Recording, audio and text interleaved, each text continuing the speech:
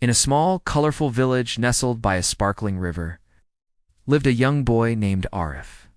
More than anything in the world, Arif loved to paint. He didn't have fancy canvases or a rainbow of paints from a store. All he had were a few old colors, a worn-out wooden board, and an imagination as vast as the sky. Every afternoon, after his lessons, Arif would find his favorite spot by the river. He'd sit for hours, capturing the world around him. He painted the graceful dance of birds in the air, the wise old trees that whispered secrets to the wind, the joyful laughter of children playing, and the breathtaking sunset that painted the water in hues of orange and gold. But not everyone saw the magic in Arif's art. The villagers, though kind, were practical people. They would often walk by, shake their heads, and say with a chuckle, "Painting won't fill your stomach, Arif. You should be helping your father in the fields." Arif would simply offer them a gentle smile and reply softly, his voice full of hope, "One day my paintings will make people happy." He held on to that belief with all his heart. Then one bright morning, everything changed. A royal messenger on a grand horse rode into the village, his voice booming with an exciting announcement. The king was holding a grand painting competition for all the children in the kingdom. The theme was the beauty of our kingdom. The grand prize was beyond imagination. The winning artwork would be displayed in the royal palace for all to see, and the artist would be rewarded with a chest of gold coins. A wave of excitement washed over the village. The people who once laughed at Arif started dreaming of the prize. But Arif's heart sank a little. He looked at his meager supplies. He had only a few drops of paint left in his pots. Was it enough? He closed his eyes, took a deep breath, and whispered to himself with newfound determination, "If I try my best, that's enough." With his spirit renewed, Arif set to work. For days he poured his heart and soul onto his wooden board. He worked tirelessly under the warm, encouraging sun. When his paints ran out, he didn't give up. He remembered the old ways and crushed vibrant flowers and fresh green leaves to create his own colors. He mixed rich earth and water to make shades of brown.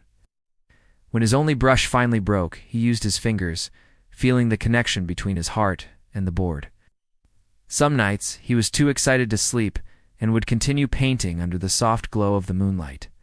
He wasn't painting a fantasy, he was painting his reality. He painted his beloved village, the warm, genuine smiles of his neighbors, the golden fields of wheat swaying like a sea of gold, and the vast, brilliant blue sky filled with soaring birds.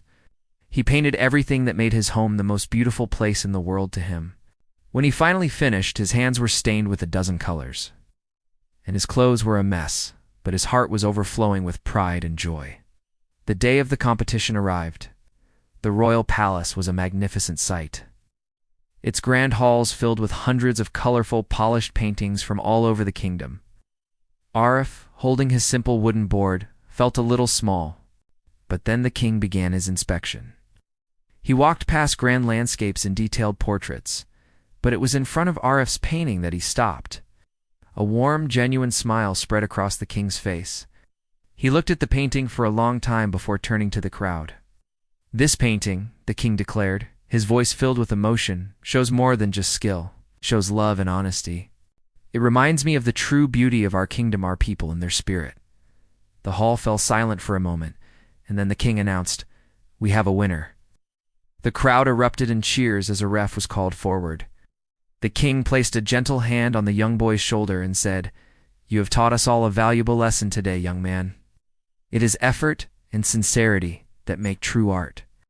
Arif received the gold coins, but his real reward was seeing the proud, believing smiles on the faces of his fellow villagers. He used his prize to open a small art school, so every child in his village could have the chance to paint. He would always tell them, "Don't ever give up." Even a small brush, when held by a dedicated hand, can paint the biggest dreams. And so, the story of the young painter became a timeless inspiration, a reminder to everyone that with hard work and a sincere heart, no dream is too big to achieve. Thank you so much for watching. If this story inspired you, please hit that like button and subscribe for more stories that warm the heart. See you next time.